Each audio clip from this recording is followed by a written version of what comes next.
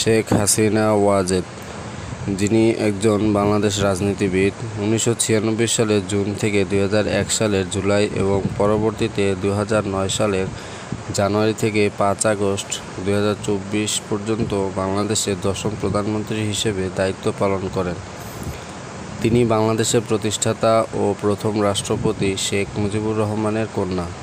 20 বছরেরও বেশি সময় সম্মিলিতভাবে দায়িত্ব পালন করার পর তিনি ছিলেন বাংলাদেশের ইতিহাসে সবচেয়ে দীর্ঘ সময় ধরে দায়িত্ব পালনকারী প্রধানমন্ত্রী।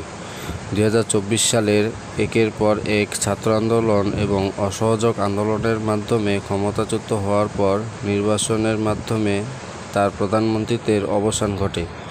তিনি 1981 সাল থেকে বাংলাদেশ আওয়ামী লীগের সভাপতির দায়িত্ব পালন করছেন। হুসেইন মোহাম্মদ এরশাদের স্বৈরাচারী শাসনের অবসান ঘটলে বাংলাদেশ আওয়ামী লীগের নেত্রী শেখ হাসিনা 1991 সালের নির্বাচনে খালেদা জিয়ার কাছে পরাজিত হন, যার সাথে তিনি এরশাদের বিরুদ্ধে আন্দোলনে সহযোগিতা করেছিলেন। এরপর বিরোধী দলীয় নেত্রী হিসেবে হাসিনা খালেদা জিয়ার বাংলাদেশ জাতীয়তাবাদী দলকে নির্বাচনী অসততার জন্য অভিযুক্ত করেন এবং সংসদ বর্জন করেন, যার ফলে দেশে সহিংস বিক্ষোভ এবং রাজনৈতিক অস্থিরতা দেখা দেয়। খালেদা জিয়া একটি তত্ত্বাবধায়ক সরকারের কাছে পদত্যাগ করেন। তারপরে 1996 সালের জুনের নির্বাচনের মাধ্যমে হাসিনা প্রথমবারের মতো দেশের প্রধানমন্ত্রী নির্বাচিত হন। এরপর বাংলাদেশে অর্থনৈতিক প্রবৃদ্ধি এবং দারিদ্র্য হ্রাস পেতে শুরু করলেও হাসিনার প্রথম মেয়াদের রাজনৈতিক অস্থিরতা সৃষ্টি হয়, যা 2001 সালের জুলাইয়ের নির্বাচনে খালেদার কাছে তার নির্বাচনী পরাজয়ের মাধ্যমে শেষ হয়েছিল। স্বাধীন দেশ হওয়ার পর এটি ছিল বাংলাদেশের কোনো প্রধানমন্ত্রীর পূর্ণ 5 বছরের মেয়াদ। 2006-08 সালের রাজনৈতিক সংকটের সময় হাসিনাকে চাঁদাবাজির অভিযোগে আটক করা হয়েছিল। জেল থেকে মুক্তি পাওয়ার পর তিনি 2008 সালের নির্বাচনে জয়লাভ করেন। 2014 সালের নির্বাচনে তিনি তৃতীয় মেয়াদের জন্য পুনর্নির্বাচিত হন, যা বিএনপি বর্জন করেছিল এবং আন্তর্জাতিক পর্যবেক্ষক দ্বারা সমালোচিত হয়েছিল।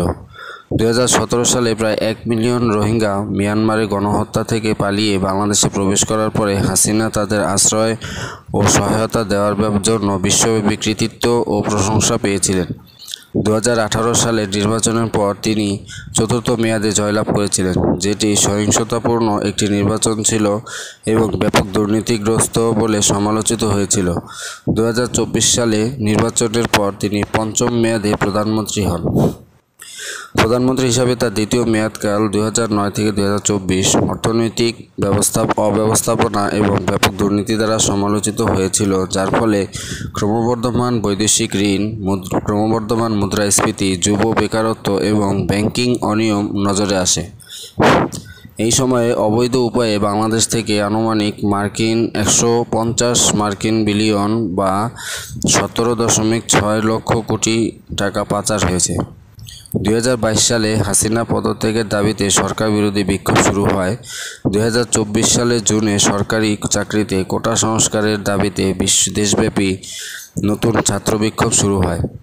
আইন প্রয়োগকারী সংস্থা এবং আধাসামরিক বাহিনী দ্বারা এই বিক্ষোভ নৃশংস দমন-পীড়নের মুখোমুখি হয়েছিল, যার ফলে অনেক ছাত্র নিহত হয়েছিল। আগস্টের শুরুতে এই বিক্ষোভ সরকারের বিরুদ্ধে একটি পূর্ণাঙ্গ গণ-অভ্যুত্থানে পরিণত হয়, যা শেষ পর্যন্ত হাসিনাকে পদত্যাগ এবং ভারতে পালিয়ে যেতে বাধ্য করে। 2020-এর দশক থেকে শুরু করে প্রধানমন্ত্রী হিসেবে তার মেয়াদ বাংলাদেশে গণতান্ত্রিক পশ্চাৎপসরণ পরিস্থিতির বিরাজ করেছে বলে মনে করা হয়। হিউম্যান রাইটস ওয়াচ তার সরকারের অধীনে সংঘটিত ব্যাপক গুম এবং বিচারবহির্ভূত হত্যাকাণ্ড নথিভুক্ত করেছে। তার মতামতকে চ্যালেঞ্জ করার জন্য অনেক রাজনীতিবিদ এবং সাংবাদিককে নিয়মতান্ত্রিক ও বিচারিকভাবে শাস্তির আওতায় আনা হয়েছে। 2021 সালে রিপোর্টার্স উইদাউট বর্ডার্স 2014 সাল থেকে বাংলাদেশের সংবাদপত্রের স্বাধীনতা রোধ করার জন্য হাসিনার গণমাধ্যম নীতির একটি নেতিবাচক মূল্যায়ন প্রকাশ করে। অভ্যন্তরীণভাবে প্রায়ই বাংলাদেশের সার্বভৌমত্বের মূল্যে হাসিনাকে ভারতের বন্ধু সরকার বলে সমালোচনা করা হয়। তাকে বাংলাদেশের রাজনীতিতে ভারতের হস্তক্ষেপের বহিঃপ্রকাশ হিসাবে বিবেচনা করা হয়। সমালোচকরা যা হাসিনার ক্ষমতার প্রধান উৎস হিসেবে মনে করেন। 2018 সালে হাসিনা টাইম পত্রিকায় বিশ্বের